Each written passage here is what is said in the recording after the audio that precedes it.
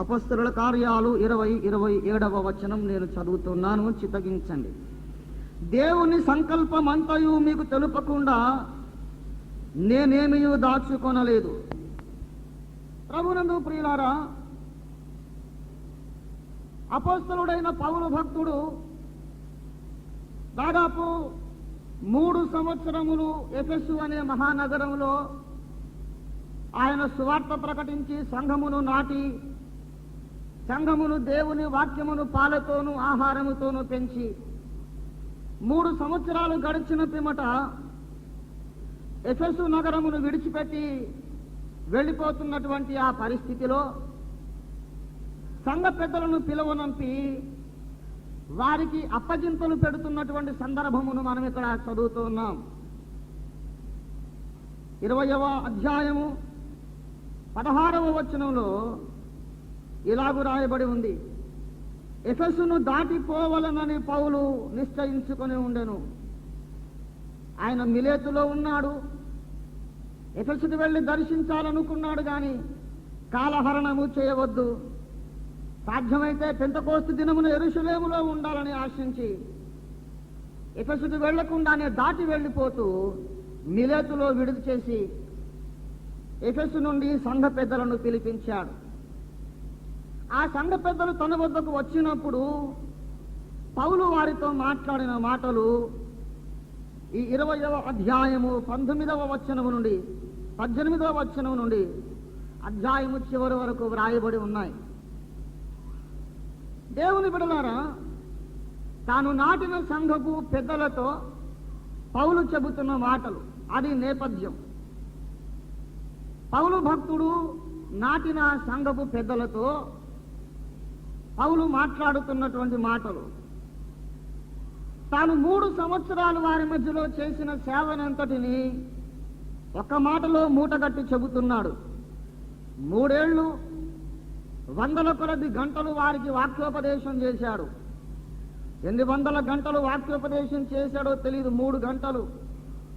కారణం ఏమిటంటే 31వ వచనంలో, నేను 3 సంవత్సరములు రాత్రింబగళ్ళు కన్నీళ్లు విడుచుచు ప్రతి మనుషునికి మానక బుద్ధి చెబితిని అని మాట్లాడుతున్నాడు. రాత్రింబగళ్ళు ఆయన బుద్ధి చెప్పాడట.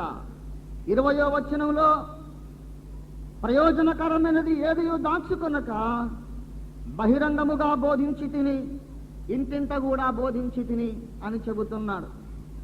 బహిరంగముగా బోధించాడు, ఇంటింట బోధించాడు, సమాజ కూటములలో బోధించాడు, రాత్రి బోధించాడు, పగలు బోధించాడు.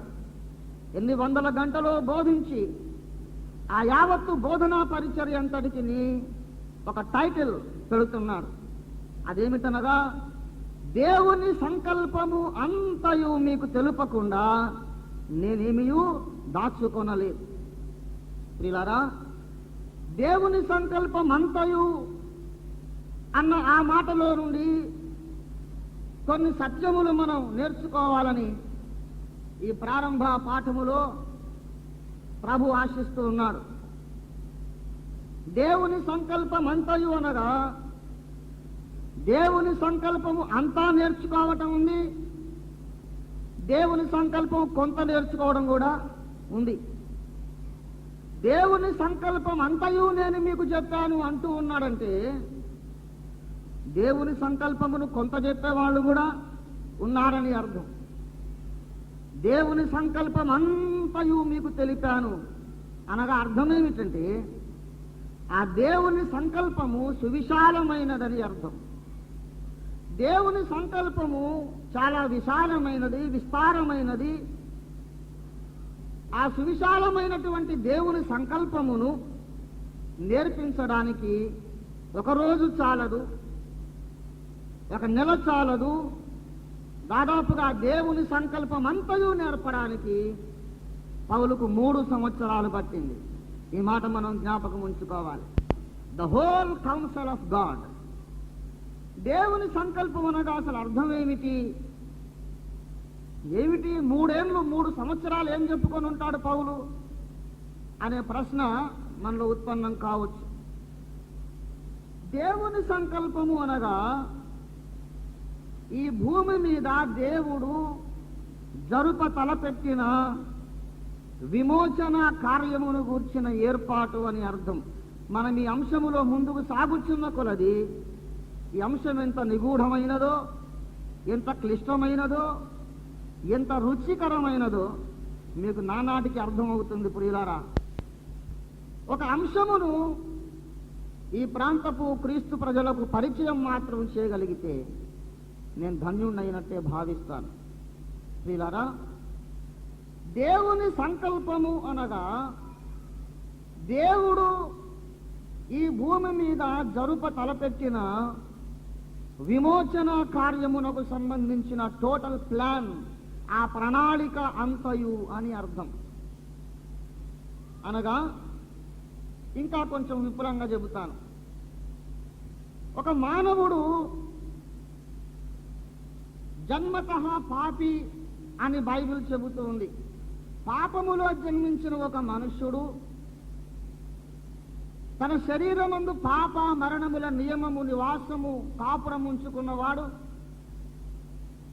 అతడు జన్మ పాపము నుండి, కర్మ పాపము నుండి కడుగబడి క్షమించబడి ఆఖరుకు పరలోక రాజ్య వారసుడు కావడానికి అతనిలో జరగవలసిన ప్రణాళిక, సుదీర్ఘమైన ప్రణాళిక, దానిని గూర్చి దేవుని సంకల్పమంతయు అన్నాడు.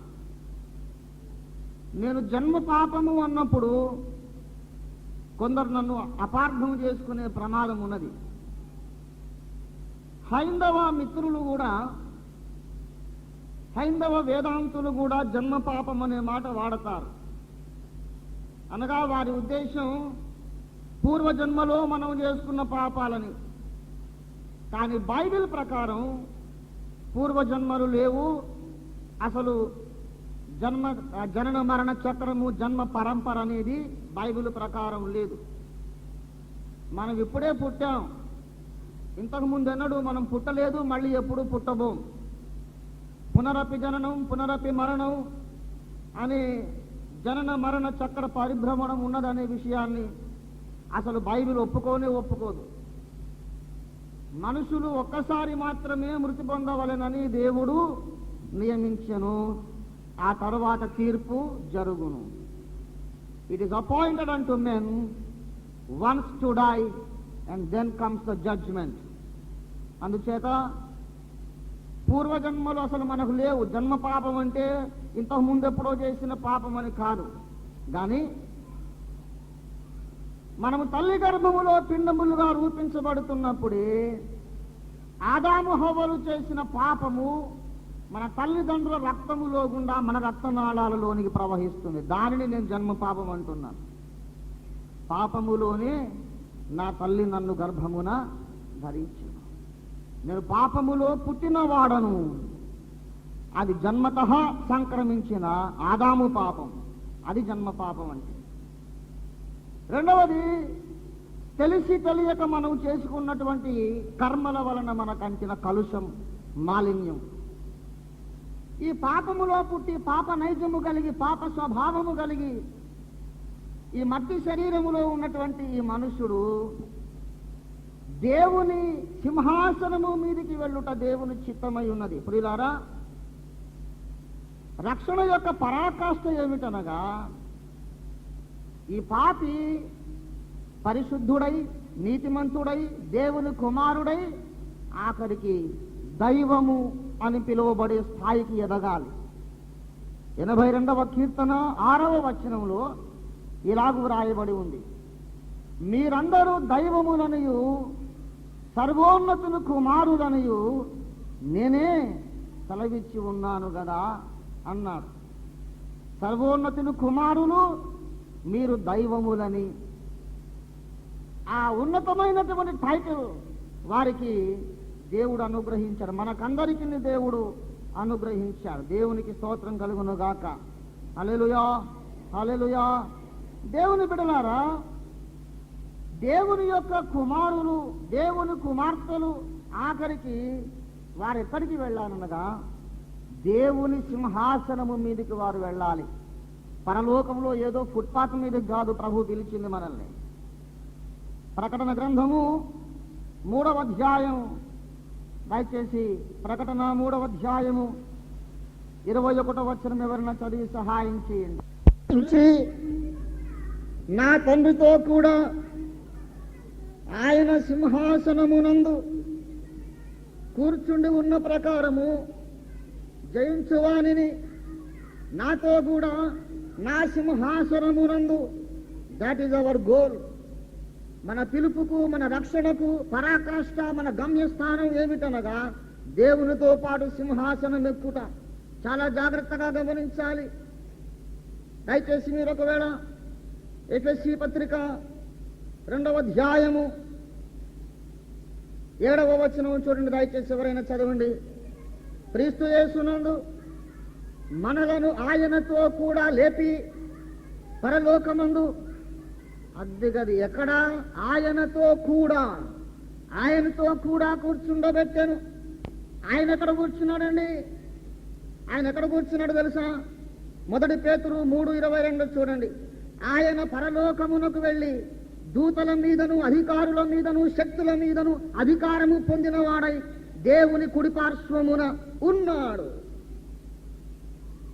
దూతల మీదను శక్తుల మీదను ప్రధానుల మీదను అధికారము పొంది దేవుని కుడిపార్శ్వమున యేసు కూర్చున్నాడు. ఇదిగో నీవు నేను ఈ దినం కార్పెట్ మీద ఉన్నాం, ఈ దినం కుర్చీల మీద ఉన్నాం, ఈ దినం శుభలక్ష్మి కళ్యాణ మండపంలో ఉన్నాం. కానీ ఒకనాటికి మనము కూడా దూతల మీదను శక్తుల మీదను అధికారము పొంది యేసుతో పాటు మనం కూర్చోవాలి. That is our goal, that is the call.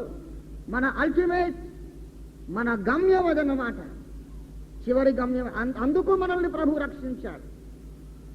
రక్షణ అనగా ఏదో నరకంలో వెళ్లకుండా ఉంటే చాలు, నరకాగ్ని గుండం నుండి మనల్ని తప్పించడానికే యేసు వచ్చాడు అని చాలా మంది అనుకుంటూ ఉన్నారు. చాలా పొరపాటు. రక్షణానుభవము అనగా నరకము నుండి రక్షణ మాత్రమే కాదు, మనము మహిమపరచబడుట దేవుని చిత్తమై ఉన్నది. పిల్లరా, మనకందరికీ సుపరిచితమైన మాట ఎప్పుడు సువార్త ప్రసంగాల్లో చెప్పుకుంటాం, గాస్పుల్ మెసేజెస్ లో. ఏ భేదమును లేదు, రోమా 3:23, ఏ భేదమును లేదు, అందరూ పాపము చేసి ఏమిటండి దేవుడు అనుగ్రహించు, అందరూ చెప్పండి, దేవుడు అనుగ్రహించు మహిమను పొందలేకపోతున్నారు. ఏ మహిమను పొందలేకపోతున్నారు?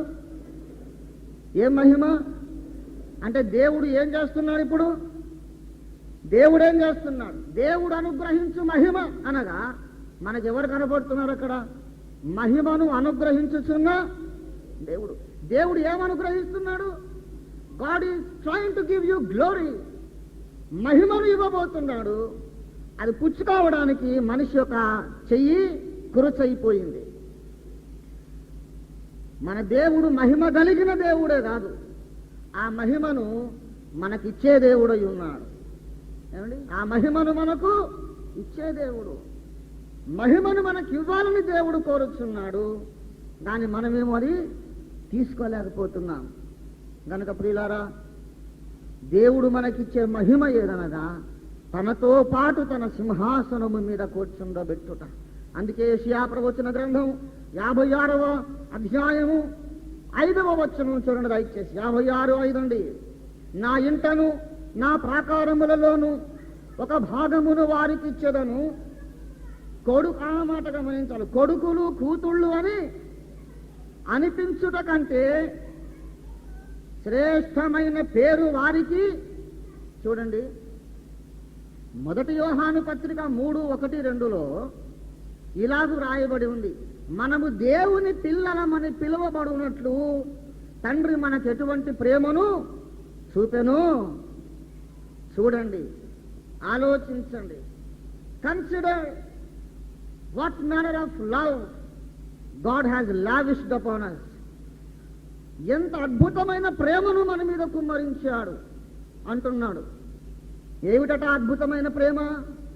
మనము దేవుని పిల్లలమని పిలువబడినట్లు. దేవుడు మనల్ని కుమారుడా, నా కుమార్తె అని పిలిచినప్పుడే యోహాను మూర్చబోయాడు. అమ్మో అంత గొప్ప దేవుడు నన్ను కొడుకు కుమారుడు కూతురు అంటున్నాడు, ఆహా ఎంత ప్రేమాన్ని మూర్చిపోయాడు. కానీ యెషయా 56లోకి వస్తే ఏమంటున్నాడండి? కొడుకులు కూతుళ్ళు అనే దానికంటే ఎక్కువ. ఏమండి, కొడుకులు కూతుళ్ళు అనే పదవేమో మనకు 1 యోహాను 3:1 కనబడింది. కొడుకులు కూతుళ్ళు అనేదే గొప్ప ప్రేమ అయితే, ఏమండి, అంతకంటే గొప్ప పేరు పెట్టాడట. ఏమై ఉండొచ్చు అంతకంటే గొప్ప పేరు? దానికంటే పైన ఉన్న మాట 82:6లో ఉంది. మీరు దైవములని నేను అంటే పాపి, నరకపాత్రుడు, తరువాత కృప పొందినవాడు, కనికరించబడినవాడు, క్షమించబడినవాడు, పరిశుద్ధపరచబడినవాడు, కుమారుడు, దత్తపుత్రుడు, ఆఖరికి దేవుడు. దేవునికి స్తోత్రం కలుగునుగాక. దేవుని బిడలారా, దయచేసి బాగా గమనించండి. కొన్ని కొత్త విషయాలు వినబడగానే ఇది రాంగ్ డాక్టర్ అనేస్తుంటారు కొంతమంది. Anything new is wrong to them. అంటే వారి యొక్క ఉద్దేశం ఏంటంటే, నాకు తెలియనిదేది సత్యం కావడానికి వీలు లేదు. దానికి అర్థం ఏంటి? సత్యమైనది ఏదో అది ఇదివరకే నాకు తెలిసిపోయిందని అర్థం. లేఖనములో ఉన్న సత్యమంతా నాకు ముందే తెలుసు గనుక నాకు తెలియంది ఏదైనా చెబుతున్నాడంటే తప్పకుండా అది అసత్యమై ఉంటుంది. అటువంటి అహంభావపూరితమైన హృదయం ఉంటే అసలు మనం క్రీస్తు శిష్యులముగానే కాదు. ఎంత ఎదిగి ఉన్నా మనకు తెలియని సత్యం ఒకటి ఉండొచ్చు.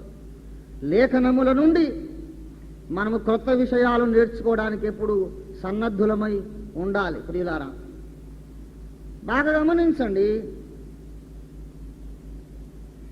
మిమ్మల్ని దైవము అని ఆయన పిలుస్తూ ఉన్నాడు. మన పదవి అదండి, మన గురి, మన గమ్యం అది. ఆ మాట అనడం సమంజసమేనా, న్యాయమేనా అంటే తప్పకుండా న్యాయమే. కారణం ఏమిటో చెబుతున్నాను. మన ప్రభు అయిన యేసుకు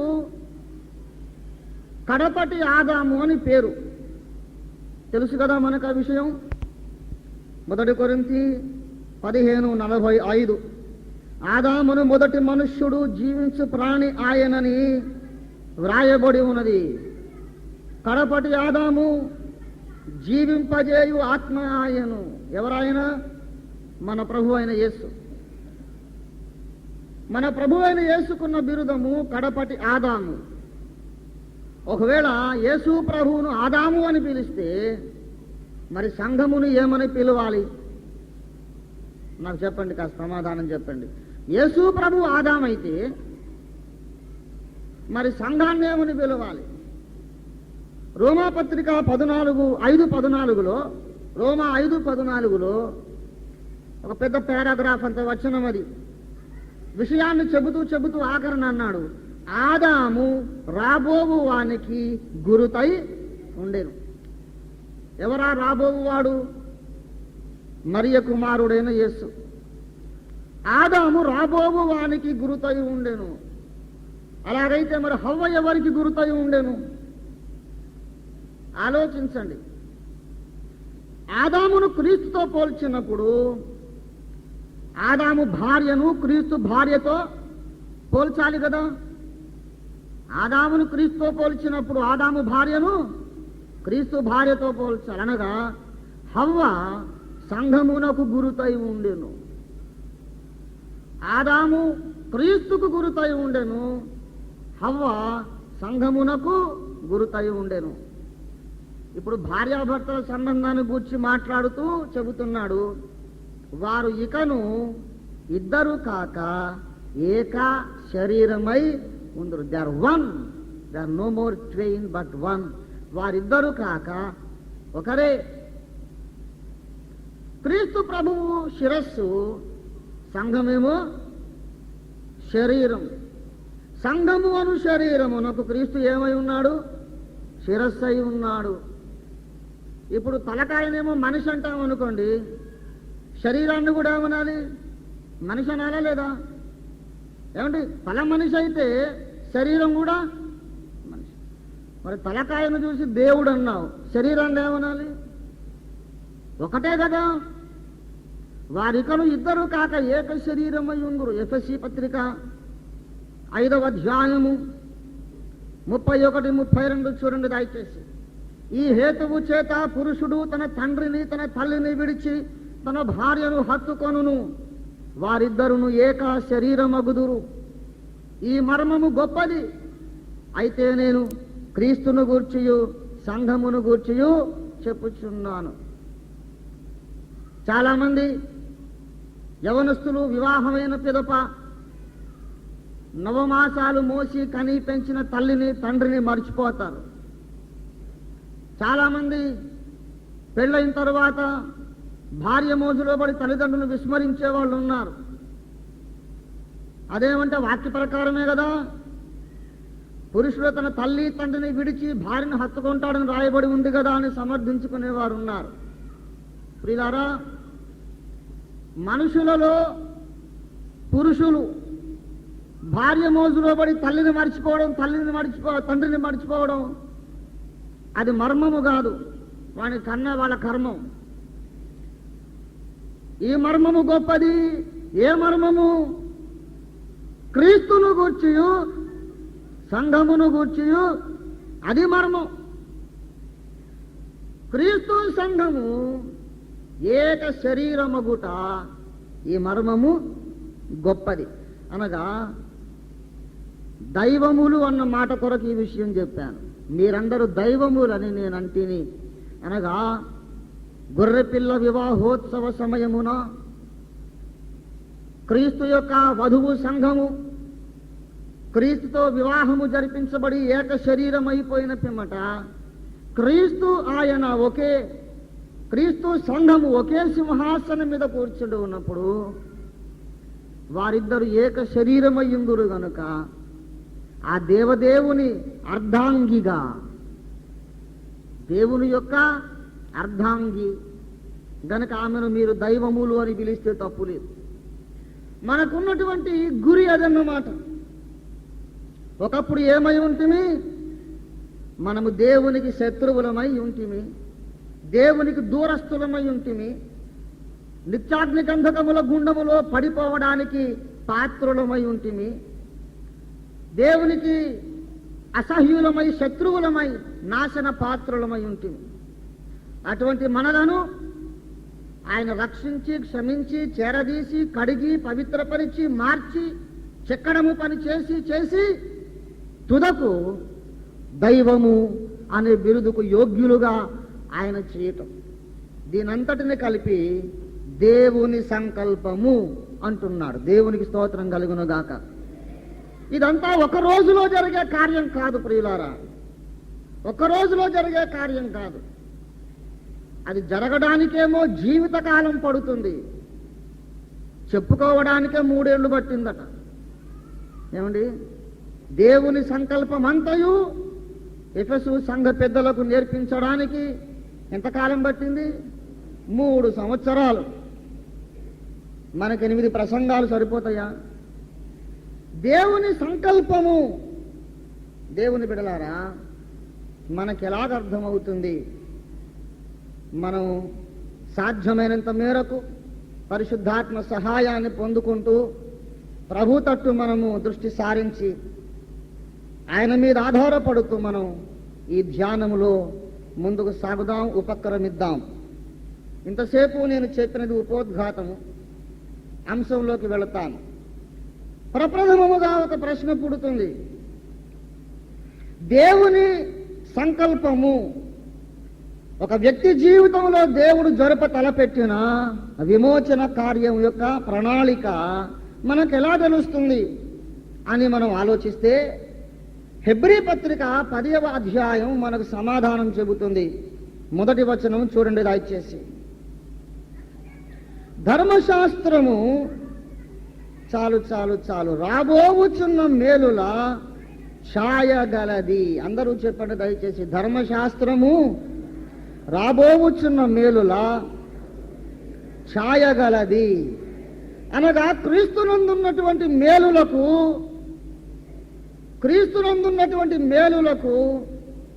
నీడ, ఛాయ ధర్మశాస్త్రములో దేవుడు వ్రాయించి పెట్టాడు. అందుచేతనే ధర్మశాస్త్రములో ఆశ్చర్యమైన సంగతులున్నవి అని దావీదు భక్తుడు గానం చేశాడు. ప్రభువా, నీ ధర్మశాస్త్రములో ఆశ్చర్యమైన సంగతులను చూచుటకు నా కన్నులు తెరువుము అని భక్త దావీదు 119వ కీర్తన 18వ వచనంలో ఆయన ప్రార్థన చేశాడు. ధర్మశాస్త్రములో ఆశ్చర్యమైన సంగతులున్నాయి. అవేవనగా, క్రీస్తులో దేవుడు మనకు సిద్ధపరిచిన మేలుల యొక్క ఛాయ, ముంగురుతులు, దృష్టాంతములు ఉన్నాయి. ప్రియులారా, నా వ్యక్తిగత పరిశోధనలో ప్రభువుని అడిగాను, ధర్మశాస్త్రములో ఎన్ని ఛాయలున్నాయి, ఎన్ని ముంగురుతులున్నాయి? ప్రభు చాలా అద్భుతమైన రీతిలో బైబిల్ గ్రంథాన్ని వ్రాయించాడండి.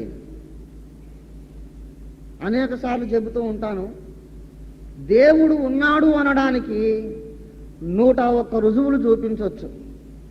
నా మటుకు నాకు దేవుడు ఉన్నాడు అనడానికి తిరుగులేని రుజువు ఈ గ్రంథమే.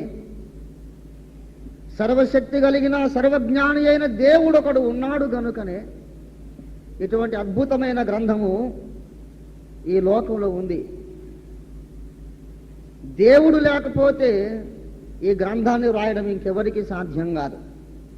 సర్వజ్ఞాని అయిన వ్యక్తికి మాత్రమే ఈ గ్రంథాన్ని వ్రాయడం సాధ్యపడుతుంది. బైబిల్ను చదివినప్పుడల్లా, ధ్యానించినప్పుడల్లా మళ్ళీ మళ్ళీ నాకు నా మనసుకు తట్టే విషయం, ఈ గ్రంథ రచన వెనుక అనంతమైన త్రికాల జ్ఞానము కలిగిన సర్వజ్ఞాని మేధస్సున్నది దీని వెనక అని. ధర్మశాస్త్రంలో క్రీస్తునందున్నటువంటి మేలుల ఛాయ ఉన్నది. ఎన్ని ఉన్నాయి? క్రొత్త నిబంధనలో ప్రియులారా 4 సువార్తలు ఉన్నాయి కదా. కొత్త నిబంధనలో ఎన్ని సువార్తలు ఉన్నాయండి? రక్షకుణ్ణి గూర్చి తెలిపే 4 సువార్తలు ఉన్నాయి. ఆ 4 సువార్తలు కూడా లోకరక్షకుని యొక్క జీవిత చరిత్ర అని చెప్పుకోవచ్చు. అందుచేత పాత నిబంధనలో ఆ రక్షకుణ్ణి గూర్చిన ఛాయలు కూడా కనీసం 4 ఉండాలి. 4 ఉన్నాయి. కాస్త లోతుకు వెళదాం. ఒక విషయం చెబుతాను. పాత నిబంధనలో ధర్మశాస్త్రములో రక్షణను గూర్చినటువంటి దృష్టాంతములు 4, 14 కాదు, చాలా ఉన్నాయి. కానీ ప్రధానమైన సాదృశ్యాలు, మేజర్ ఫోర్ షాడోస్ 4 ఉన్నాయి. రక్షణ అనగా ఏమిటి? దేవుడు ఒక వ్యక్తిని విమోచించుట అనగా ఏమిటి? విమోచన అనే ప్రణాళికలో ఇమిడి ఉన్న ఘట్టములు ఏమిటి? ఎంత సమయం పడుతుంది? ఎన్ని మెట్లు ఎక్కాల్సి వస్తుంది? ఏ మెట్ల ద్వారా పైకెక్కితే మనము యేసు ప్రభు శరీరములో సగభాగం కాగలుగుతాం? ఏ మెట్ల ద్వారా మనం ప్రయాణిస్తే పరలోక సింహాసనం మీద కూర్చుండగలుగుతాం? మన బ్రతుకులలో దేవుని ప్రణాళిక ఏంటి? ఈ భూమి మీద దేవుని విమోచన ప్రణాళిక ఏంటి? ఈ విషయాలు మనకు అర్థం కావడానికి పాత నిబంధనలో 4 ప్రధాన సాదృశ్యములు ఉన్నవి. ఎన్నన్నాను? 4 ప్రధాన సాదృశ్యములు. మొట్టమొదటిది ఆదికాండములో దేవుడు జరిపిన 7 దినముల సృష్టి. ఎన్ని దినాల సృష్టి అన్నాను? ఎన్ని దినాలు దేవుడు సృష్టి చేశాడు? 7 దినాలు చేశాడా? 4 రోజులా? ఏమండి? 6 రోజులు దేవుడు సృష్టి చేశాడు. 7వ దినం ఏం చేశాడు? విశ్రాంతి పొందాడు. మంచిదే. అయినా నేను 7 దినాలని అన్నాను. ఎందుకన్నాను మీకు తర్వాత సృష్టి చేశాడు, 7వ దినం ఏం చేశాడు? విశ్రాంతి పొందాడు. మంచిదే. అయినా నేను 7 దినాలని అన్నాను. ఎందుకన్నాను మీకు తర్వాత తెలుస్తుంది. సృష్టికి చెందిన 7 దినములు బైబిల్లో వ్రాయబడ్డాయి. అది మానవునిలో దేవుడు జరుప తలపెట్టిన విమోచన కార్యమునకు ఒక దృష్టాంతమై ఉన్నది అని మనం నేర్చుకున్న బద్ధులమై ఉన్నాం. చాలా నెమ్మదిగా వెళదాం, విపులంగా నేర్చుకుందాం. ఈ మాట నాకు ఎలా తెలుసు, ఈ అనుమానం నాకు ఎందుకు వచ్చింది అని మీరు అడిగితే దానికి లేఖనమే ఆధారమని నేను మనవి చేస్తున్నాను. మనం బాగా ఒక వచనాన్ని చాలాసార్లు చెప్పుకుంటాం. మనకు సుపరిచితమైన వచనం ఒకటి ఉన్నది. 2 కొరింథీ 5:17 కాగా ఎవడైనను క్రీస్తునందు ఉన్న ఎడల వాడు నూతన సృష్టి, పాతవి గతించెను, ఇదిగో సమస్తము క్రొత్తవాయెను. ఎవడైనా క్రీస్తునందున్న ఎడల వాడు నూతన సృష్టి అని ఎందుకు అన్నాడు అనేది నా ప్రశ్న. దానికి అర్థం మీరు అతిగా అందులోకి వెళ్ళబాకండి. Don't read too much into the Bible. Don't read your mind into the Bible brother. నీ ఆలోచనలని బైబిల్కు పులమబాకు. అక్కడ నూతన సృష్టి అన్నాడు కనుక నేనంటున్నాను, క్రీస్తునందున్న వ్యక్తికిని ఆది కాండములోని 7 సృష్టి దినాలకును సంబంధం ఉన్నది అంటున్నా. మీకు అర్థమైందా? మరలా చెబుతాను. నాతో మీరు అగ్రి అయినా కాకపోయినా ముందు నేను చెప్పేదేదో మీకు అర్థం కావాలి కదా. అర్థం కాకముందు డిసగ్రీ అయ్యారు అనుకోండి, ఒకవేళ మీరు సత్యంతోనే విభేదించవచ్చు, ఒకవేళ అర్థమైన తర్వాత అవును అని ఒప్పుకుంటారేమో. అంచేత మీకు అర్థం కావాలని నేను తాపత్రయపడుతున్నాను.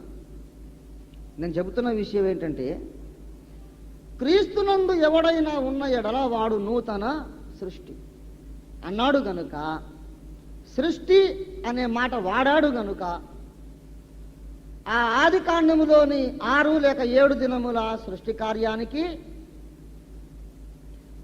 ఈ క్రీస్తునందున్న మనిషికి అతని రక్షణ అనుభవానికి ఏదో ఒక సంబంధము ఉన్నది అని నేను అంటున్నాను.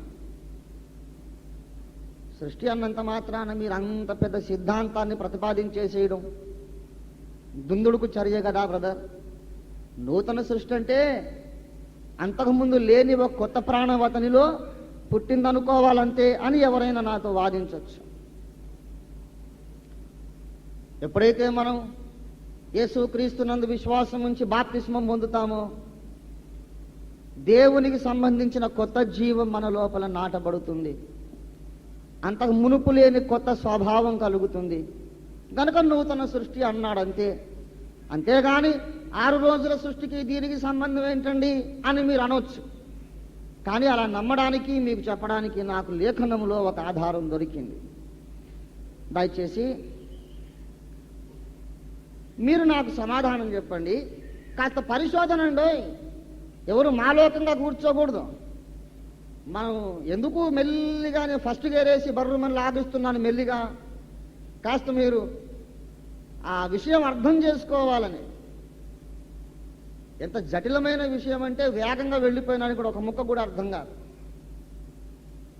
ఆలోచనగా వినండి, సాలోచనగా సమాధానాలు చెప్పండి అడిగేటప్పుడు.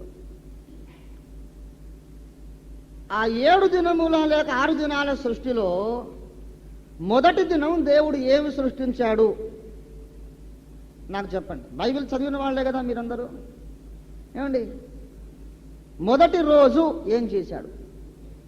ఏమండి ఏమండి అదైపోయింది. భూమి ఆకాశములను దేవుడు ఆది యందు సృజించను, తర్వాత నిరాకారముగా శూన్యముగా ఉండెను, ఆ తర్వాత చీకట గాధ జలముల మీద కమ్మి ఉండెను, ఆ పిమ్మట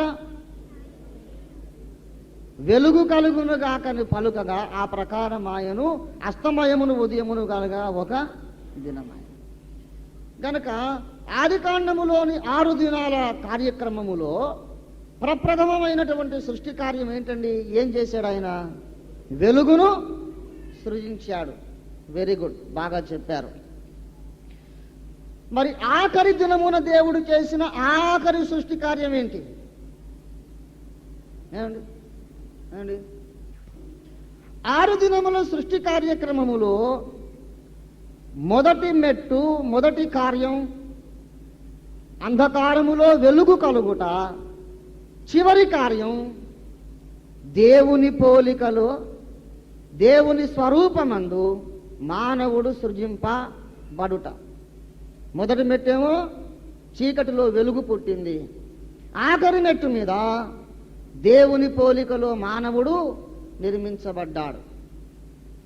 ఇప్పుడు రక్షణానుభవాన్ని మనం ఆలోచన చేద్దాం. మనలో రక్షణ ఎలా ప్రారంభమవుతుంది? మనలో రక్షణ ఎలా ప్రారంభమవుతుంది? దయచేసి 2వ కొరింథీ పత్రిక 4వ అధ్యాయము 5వ వచనము చదవండి దయచేసి ఎవరైనా.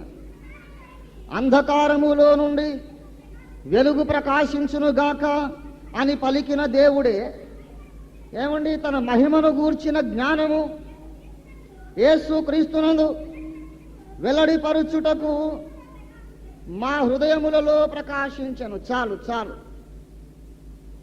అంధకారములో వెలుగు కలుగునుగాక అని పలికిన దేవుడే అంటున్నాడు. దేన్ని ప్రస్తావిస్తున్నాడు? ఏమండి ఎప్పుడు జరిగింది ఆ సంభవం? ఎప్పుడు జరిగింది? ఆది కాండంలో కదా. అంధకారములో వెలుగు ప్రకాశించునుగా కానీ దేవుడు ఒకప్పుడు పలికాడు. ఆ దేవుడే వచ్చి తన మహిమను గూర్చిన జ్ఞానము వెల్లడించడానికి మా హృదయములలో ప్రకాశించాడు. ఎందుకు ప్రకాశించాడు అంటే మా హృదయాల్లో అంతకుముందు చీకటి ఉండింది. పాపములో జీవిస్తున్నటువంటి వ్యక్తులందరి హృదయాల్లో అంధకారం ఉన్నది. మొదటి రోమాపత్రిక మొదటి అధ్యాయం రోమాపత్రిక 22వ వచనంలో చూడండి. వారి అవివేక హృదయము అంధకారమయమాయను. చాలు చాలు. పాపములో జీవించుచున్న వారి హృదయములో ఏమున్నదండి? అంధకారం ఉన్నది. ఒకప్పుడు చీకటితో నిండినటువంటి నా హృదయములో దేవుడే ప్రకాశించెను. ఎప్పుడైతే దేవుడు నా హృదయములో ప్రకాశించెనో నాలో రక్షణ ప్రారంభమైంది. దేవునికి స్తోత్రం కలుగును గాక. హల్లెలూయా, హల్లెలూయా. మరి రక్షణ అనేది ఒక పరాకాష్ఠ, ఇది పెద్ద ప్రాసెస్ అండి. రక్షణ అనేది ఒక చిటికలో జరిగే సంగతి కాదు. రక్షణ అనేది ఒక సుదీర్ఘమైనటువంటి ప్రణాళిక, సుదీర్ఘమైన కార్యక్రమం. బాప్తిస్మం పొందేసి రక్షింపబడ్డాం అంటాం. రక్షింపబడితిమి అనేది వాస్తవమే. కానీ రక్షణ అనేది ఇంకా మనకు భవిష్యత్తులో ఉన్నదనేది కూడా వాస్తవమే. రోమాపత్రిక 13వ అధ్యాయం 11వ వచనం. రోమా 13:11 చూడండి. మరియు మీరు కాలము నెరిగి నిద్ర మేల్కొను వేళైన ఎరిగి ఏంటి అలాగ చేయండి. అది మనము విశ్వాసులము అయినప్పటికంటే ఇప్పుడు మనం విశ్వాసులమైనప్పుడు రక్షణ మనకు దూరంగా ఉండిందట. ఇప్పుడు కాస్త దగ్గరగా ఉంది. అంటే ఇప్పుడు రక్షణ మనకు సమీపముగా ఉన్నది అన్నాడు అంటే మన రక్షణలో ఉన్నామనా బయట ఉన్నామనా? నాకు చెప్పండి. రక్షణ మనకు దగ్గరగా ఉన్నది అంటే మనం రక్షణ లోపల ఉన్నామా బయట ఉన్నామా? బయట ఉన్నామా? లోపల ఉన్నామా బయట ఉన్నామా? హైదరాబాద్ నుండి బయలుదేరాం ఏమండి, బయలుదేరి చాలాసేపు అయిపోయింది. 6-7 గంటలు అయిపోయింది, 8 గంటలైంది, 10 గంటలు అయిపోయింది. రాజమండ్రికి వచ్చేసాం. బెట్టు మీద నాకు మెళుకు వచ్చేసింది. లేచి పక్కవాడిని అడిగాను, ఏమండి విశాఖపట్నం వచ్చిందా, ఇంకెంత దూరం ఉంది అంటే ఆయన చెప్పాడు అనుకోండి, మనము బయలుదేరినప్పటికంటే విశాఖపట్నం మనకు సమీపముగా ఉన్నది. అంటే అర్థం ఏంటి? విశాఖపట్నానికి ఇంకా మనం రాలేదని అర్థం. తర్వాత ఇంకా కాస్త దగ్గరికి వచ్చాం. తర్వాత అనకాపల్లి అనకాపల్లికి వచ్చాక అడిగామనుకోండి, ఇంకా దగ్గరగా ఉన్నది విశాఖపట్నం అంటాడు. తీరా వైజాగ్లో వచ్చి ఆగింది అనుకోండి, ఏమండి విశాఖపట్నం మీకు ఎంత దూరం ఉంది అంటే అప్పుడేమంటాడు, మనం బయలుదేరినప్పటికంటే విశాఖపట్నం ఇప్పుడు చాలా దగ్గరగా ఉన్నది అంటాడా? అనడు. ఇదే విశాఖపట్నం గురువు, దగ్గరేంటి దూరం ఏంటి, ఇదే విశాఖపట్నం అంటాడు. మరి రక్షణకు మనము దగ్గరగా ఉన్నాము అనగా, సాధారణంగా మన మానవ పరిభాషలో ఆలోచిస్తే మనం రక్షణకు బయట ఉన్నామని అర్థం, రక్షణలోనికి ఇంకా రాలేదని అర్థం. ఇదే పౌలు ఎఫెసీ పత్రిక 2:8 అంటాడు, మీరు రక్షింపబడి ఉన్నారు, మీరు విశ్వాసము ద్వారా కృపచేతనే రక్షింపబడి ఉన్నారు. రక్షింపబడి ఉన్నారంటే గతం, భూతకాలం. ఎఫెసీ పత్రిక రాసిన వాడు పౌలే, రోమా పత్రిక రాసిన వాడు కూడా పౌలే. ఈ రెండు కూడా ఎవరికి రాస్తున్నాడు? ఆయన విశ్వాసులకే రాస్తున్నాడు. ఆయన విశ్వాసులకే రాస్తున్నాడండో. కారణం ఏంటంటే 13:11 ఏమన్నాడు? మనము విశ్వాసులం అయినప్పటికంటే అన్నాడు కదా. కనుక ఎవరికి రాస్తున్నాడు? విశ్వాసులకే రాస్తున్నాడు. అనగా నమ్మి బాప్తిస్మం పొందిన వారికే రాస్తున్నాడు. నమ్మి బాప్తిస్మం పొందిన వారు, విశ్వాసులైన వారు ఎఫెసీ 2:8 ప్రకారం రక్షింపబడి ఉన్నారు. ఎక్కడ? దేని ప్రకారం? ఎఫెసీ 2:8 ప్రకారం రక్షింపబడితిమి. మరి ఆ విశ్వాసులైన వాళ్ళు, రక్షింపబడితిమి అనుకున్న వాళ్ళు రోమా 13:11 ప్రకారం రక్షింపబడబోవుచున్నారు. We are going to be saved. I have been saved, I'm going to be saved. అంతేకాదు, I'm being saved each day. మొదటి పేతురు పత్రిక 1:8 మీరు ఆయన్ని చూడకపోయినను ఆయన్ని ప్రేమించుచున్నారు.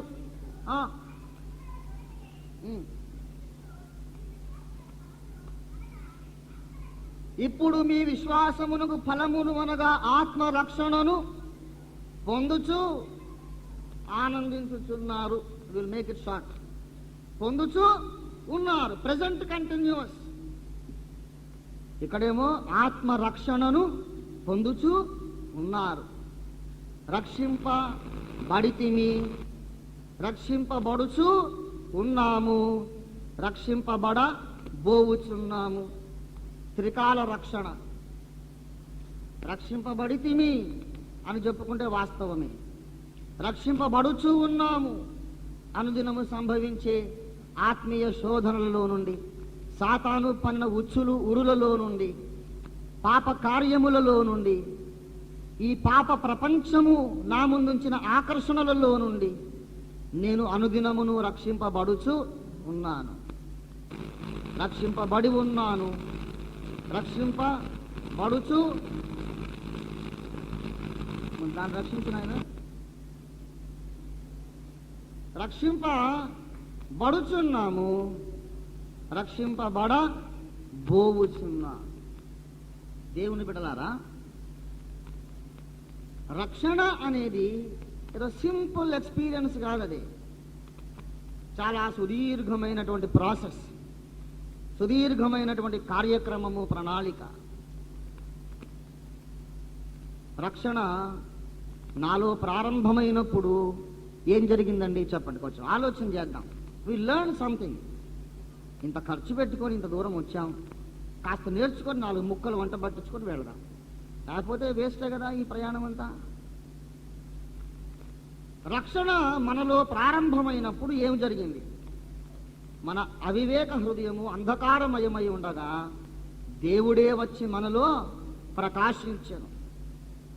దేవుడు మనలో ప్రకాశించిన ఆ అనుభవానికి ఆదికాండములో మొదటి దినమున దేవుడు చేసిన ఆ కార్యానికి ఏముంది? పోలిక ఉంది. అంతవరకు ఒప్పుకున్నారా? ఒప్పుకోలేదా? మేము ఒప్పుకుంటే నీకెందుకు, ఒప్పుకోకపోతే నీకెందుకయ్యా? నువ్వు చెప్పగలరు రాదు అనుకుంటున్నారా? పోని అంధకారములో వెలుగు కలుగునుగాకని దేవుడు పలికెను అని ప్రస్తావించి ఆ దేవుడే ఇప్పుడు మా గుండెలలో ప్రకాశించెను. పోలిక ఉంది. ఈ రక్షణ అనేది ఈ సృష్టి కార్యక్రమము పరాకాష్ఠకు వచ్చినప్పుడు దేవుడు ఏమి సృష్టించాడు? నరుని సృష్టించాడు. నరుడు ఎవరి పోలికలో ఉన్నాడు? దేవుని పోలికలో ఉన్నాడు. మరి రక్షణ అనేది కూడా, రక్షణ అనే కార్యక్రమము కూడా పరాకాష్ఠకు వచ్చినప్పుడు ఏం జరుగుతుందో తెలుసా? ఎవరి హృదయములో దేవుడు వెలుగై ప్రకాశించెనో ఆ విశ్వాసి ముమ్మూర్తుల అచ్చుబుద్దినట్టు క్రీస్తు పోలికలో ఉండబోతున్నాడు. దేవుడికి స్తోత్రం కలుగును గాక. హల్లెలూయా. దయచేసి ఫిలిప్పీ పత్రిక 3వ అధ్యాయము 21వ వచనం. సమస్తమును తనకు లోబరచుకొన జాలిన శక్తిని బట్టి ఆయన మన దీన శరీరమును తన మహిమగల శరీరమునకు సమరూపము గలదానిగా మార్చును. ఎప్పుడు మార్చును? ప్రభు వచ్చినప్పుడు. 20వ వచనం చూడండి. మన పౌరస్థితి పరలోకమందున్నది. అక్కడ నుండి ప్రభు అయిన యేసు క్రీస్తు అను రక్షకుని నిమిత్తం మనం కనిపెట్టుకొనుచున్నాము. ఆయన వచ్చినప్పుడు మన దీన శరీరమును తన మహిమగల శరీరమునకు సమరూపముగా ఆయన మార్చును. మొదటి యోహాను పత్రిక 3వ అధ్యాయం 2వ వచనం చదవండి దయచేసి. 2వ వచనం. ప్రియులారా, మనమిప్పుడు దేవుని పిల్లలమై ఉన్నాము. మనమిక ఏమగుదుమో దేవునికి స్తోత్రం, ఇంకా ప్రత్యక్షపరచబడలేదు.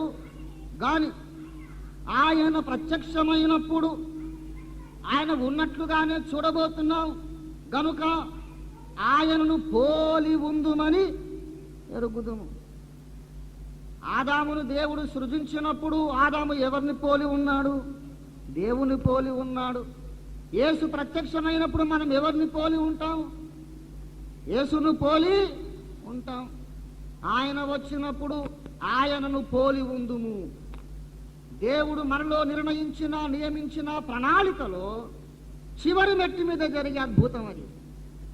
రోమాపత్రిక 8వ అధ్యాయం 29వ వచనం చదవండి దయచేసి. అక్కడ కూడా అదే మాట వ్రాయబడి ఉంది.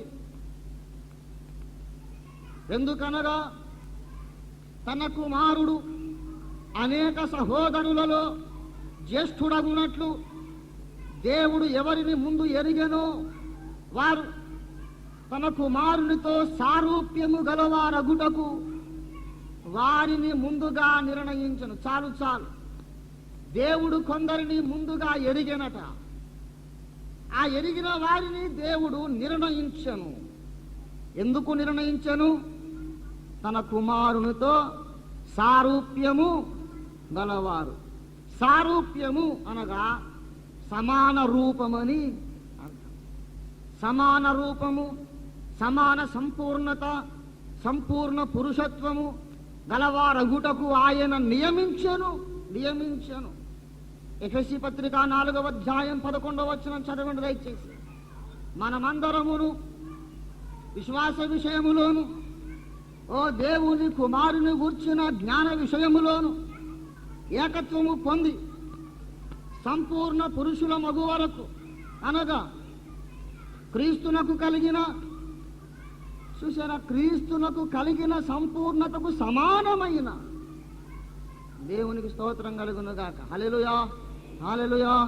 క్రీస్తునకు కలిగిన సంపూర్ణతకు సమానమైన, ఒక అంగుళం ఎక్కువ కాదు, ఒక అంగుళం తక్కువ కాదు, సమానమైన సంపూర్ణత కలవార మగు వరకు ఆయన ఇలాగు నియమించను. దేవుని అద్వితీయ కుమారునితో సారూప్యము గలవారమగుటకు దేవుడు మనలను నిర్ణయించను. ఆయన ప్రత్యక్షమైనప్పుడు ఆయనను పోలి ఉందుము. రక్షణ జీవితములో మొదటి ఘట్టానికి, సృష్టిలో మొదటి ఘట్టానికి పోలిక ఉన్నదా లేదా? ఉంది. రక్షణ జీవితములో ఆఖరి ఘట్టమునకు, సృష్టిలో ఆఖరి ఘట్టానికి పోలిక ఉందా లేదా? పోలిక. మొదటి ఘట్టం సరిపోయినాయి. ఆఖరి ఘట్టాలు రెండు కూడా ఏకీభవించినాయి. మధ్యలో 5 ఘట్టాలు చేసుకున్న తప్పే ఉంది, అవి ఏకీభవిస్తాయి. మనం ఈ అంశంలోనికి మనం వెళ్లే కొలది మీకు అర్థమవుతుంది. ఆ 6 దినముల సృష్టి కార్యక్రమములో దేవుడు చేసిన ప్రతి కార్యమును పోలిన ఒక అనుభవం నీ రక్షణ అనుభవంలో ఉండి తీరుతుంది. దేవునికి స్తోత్రం కలుగును గాక. హల్లెలూయా, హల్లెలూయా.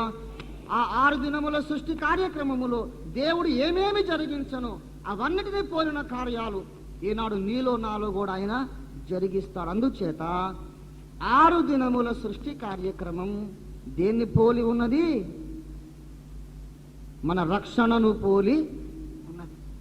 ధర్మశాస్త్రము క్రీస్తునందు దేవుడు మనకు సిద్ధపరిచిన మేలుల యొక్క ఛాయ గలది. దేవునికి స్తుతి కలుగునుగాక. హల్లెలూయా, హల్లెలూయా. ప్రియులారా, కొత్త నిబంధనలో సువార్తలు ఎన్ని ఉన్నాయన్నాను? 4. ప్రధానముగా రక్షణ సాదృశ్యాలు పాత నిబంధనలో కూడా ఎన్ని ఉండాలి అనుకున్నాం? 4 ఉండాలి. దేవుడు అన్ని లెక్క ప్రకారం చేస్తున్నాడండి. దేవుడు చాలా ఖచ్చితమైనటువంటి లెక్కల మాస్టారు. ఆయన ఏది కూడా లెక్క తప్పి, కట్టు తప్పి, క్రమం తప్పి ఏది చేయడు ఆయన. 4 సాదృశ్యములు పెట్టాడు. 2వ సాదృశ్యం ఏమిటనగా, మొదటి సాదృశ్యము రక్షణ సాదృశ్యంలో మొట్టమొదటిది 6 దినముల సృష్టి లేక 7 దినముల సృష్టి. 7 ఎందుకు అంటున్నానో తర్వాత చెబుతాను, మీరు కంగారు పడవద్దు. 2వ సాదృశ్యము ఇశ్రాయేలీయుల అరణ్య యాత్రలో 7 ఘట్టములు. 7 సంపూర్ణతకు సాదృశ్యమైన సంఖ్య కనుక దేవుడు అన్ని 7 7 7 7 మెట్లుగా చేస్తాడు. 7 అనేది పరిపూర్ణతకు అనుబంధమైన సంఖ్య, పరిపూర్ణతను సూచించే సంఖ్య. మొట్టమొదటి సాదృశ్యము 7 దినముల సృష్టి కార్యక్రమం. 2వ సాదృశ్యము ఇశ్రాయేలీయుల అరణ్య యాత్రలోని 7 ఘట్టములు. ఇశ్రాయేలీయుల యాత్ర కూడా మన రక్షణను పోలి ఉన్నది. ఈ విషయాన్ని ఒప్పుకోవడానికి, చెప్పుకోవడానికి మనకు పెద్ద పరిశోధన ఏమీ అక్కరలేదు. మనకు తెలిసిన విషయమే కదా. మొదటి కొరింథీ పత్రిక 10వ అధ్యాయములో 11వ వచనం, పాత నిబంధన గ్రంథం అంతటికి అది తాళపు చెవి లాంటి వచనం, కీ వర్డ్స్. చదవండి దయచేసి. ఈ సంగతులు దృష్టాంతములుగా వారికి ఇశ్రాయేలీయులకు సంభవించి యుగాంతమందున్న మనకు బుద్ధి కలుగుటకై. బుద్ధి అనంటే లేఖనాలలో జ్ఞానము అని అర్థం. బుద్ధి లేని కన్యకలు అనగా జ్ఞానము లేని కన్యకలని అర్థం.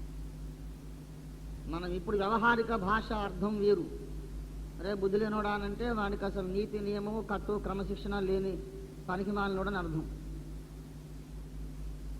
బుద్ధిమంతుడండి అంటే మంచి కుదురైన కుర్రవాడు, పెద్దవాళ్ళు చెబితే వినేవాడు, క్రమమైన ప్రవర్తన కలిగిన వాడని. ఏమండి, నీతి నియమం కలిగిన వాడు బుద్ధిమంతుడండి అంటాం. బుద్ధిమంతుడు, బుద్ధి లేనోడా అని అనుకోవడం ఇప్పుడు తిట్లు వేరు. కానీ బైబిల్ కాలంలో బుద్ధి లేని కన్యక అంటే నీతి నియమం లేదని కాదు, జ్ఞానము, బుద్ధి వాక్యము అనే మాటకు ఇంగ్లీష్ భాషలో ద వర్డ్ ఆఫ్ విజ్డమ్ అని ఉంటుంది. జ్ఞానవాక్యం అంటే వర్డ్ ఆఫ్ నాలెడ్జ్ అని ఉంటుంది. బుద్ధి అనే మాటకు అర్థం ఏంటి? జ్ఞానం అని, విజ్డమ్ అని అర్థం. బుద్ధి జ్ఞానముల సర్వ సంపదలు శరీరముగా క్రీస్తునందు నివసించుచున్నవి కనుక యుగాంతమందున్న మనకు జ్ఞానము కలుగుటకు ఈ సంగతులు వ్రాయబడెను. ఏ సంగతులు? ఇశ్రాయేలు యొక్క యాత్ర వివరములు. ఆ అధ్యాయం ప్రారంభం నుండి చెప్పిన విషయం ఏంటి? సహోదరులారా, మీకు ఈ సంగతులు తెలియకుండుట నాకు ఇష్టము లేదు. మన పితరులందరూ మేఘము క్రింద ఉండిరి. మన పితరులందరూ మోషేను బట్టి మేఘములోను సముద్రములోను బాప్తిస్మము పొందిరి. అందరూ ఆత్మ సంబంధమైన ఒకే పానీయమును పానము చేసిరి. ఇవన్నీ చెబుతూ వారి యాత్రా ఘట్టములు వివరించి వివరించి వివరించి ఆఖరుకు వచ్చి అన్నాడు, ఈ సంగతులన్నీ అసలు ఎందుకు వ్రాయబడాలి, మనం ఎందుకు చదువుకోవాలి, అసలు కొత్త నిబంధన అర్థం కావట్లేదు, పాత నిబంధన ఎందుకండి, అసలు పాత నిబంధన కొట్టివేయబడను కదా, ఎందుకు అనవసరంగా మీరు పాత నిబంధన తీసుకొచ్చి మమ్మల్ని కన్ఫ్యూజ్ చేస్తున్నారు అని ఎవరైనా దెబ్బలాడతారేమోనని ముందు జాగ్రత్తగా పౌలు రాశారు. నాయనలారా, ఈ సంగతులు మన కొరకే వ్రాయబడెను, మనకు జ్ఞానము కలుగుటకు వ్రాయబడెను. దేవునికి స్తోత్రం కలుగునుగాక. హల్లెలూయా హల్లెలూయా. అంటే అర్థం ఏమిటి? ఆ సంగతులు చదువుకోకపోతే మనకేం కలగదన్నమాట, జ్ఞానం కలగదు. పాత నిబంధన కొట్టివేయబడిందని కొంతమంది బయలుదేరారు. చాలా తప్పు ఉందని తప్పు, తెలియకపోతే తెలుసుకోండి. పాత నిబంధన కొట్టివేయబడిననగా ఆది కాండము నుండి మలాఖీ దాకా కొట్టివేయబడిన అర్థం కాదు. An utterly wrong interpretation, my dear brothers and sisters. పాత నిబంధన అనగా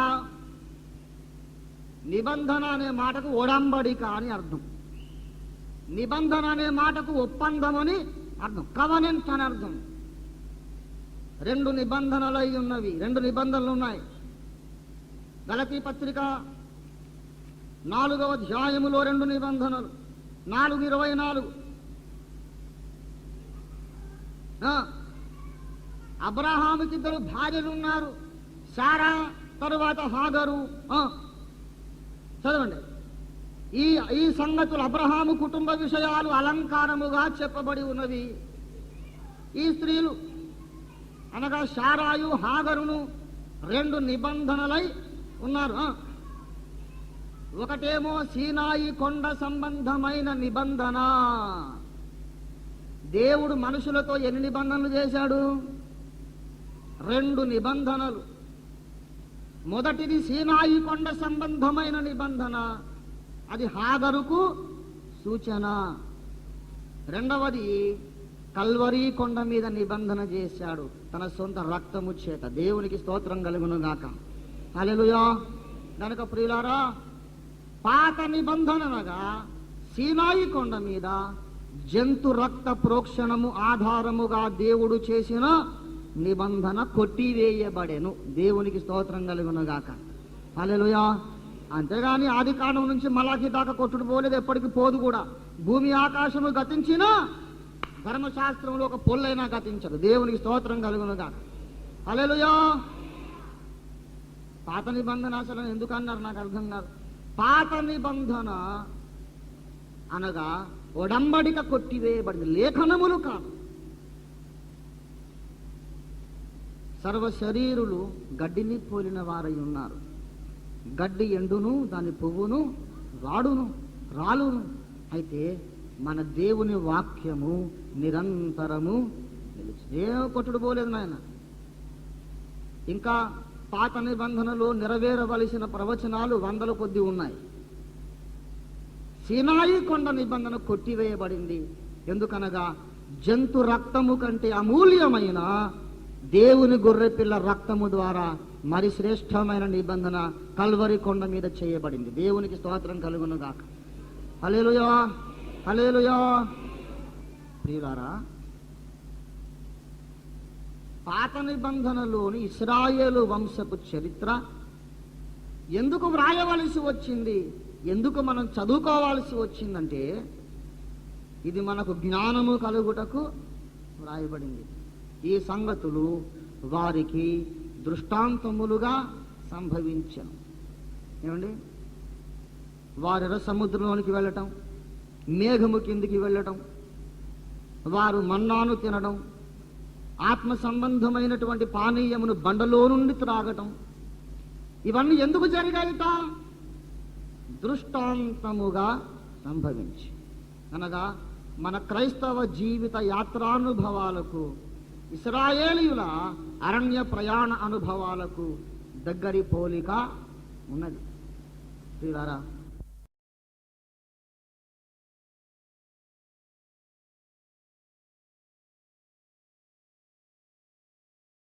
యథార్థవాది టీవీ ఈ యూట్యూబ్ ఛానల్ను తప్పకుండా మీరు సబ్స్క్రైబ్ చేయండి, లైక్ చేయండి, అక్కడ ఉన్నటువంటి ఆ బెల్ ఐకాన్ని మీరు ప్రెస్ చేయండి. అప్లోడ్ అవుతున్నటువంటి ఈ యొక్క విశేషమైనటువంటి ప్రాముఖ్యత కలిగిన సమకాలీన ప్రాధాన్యత కలిగినటువంటి అనేక సందేశాలు వెంటనే మీకు నోటిఫికేషన్ వస్తుంది. So without fail please like and subscribe the Yadharthavadi TV YouTube channel. God bless you.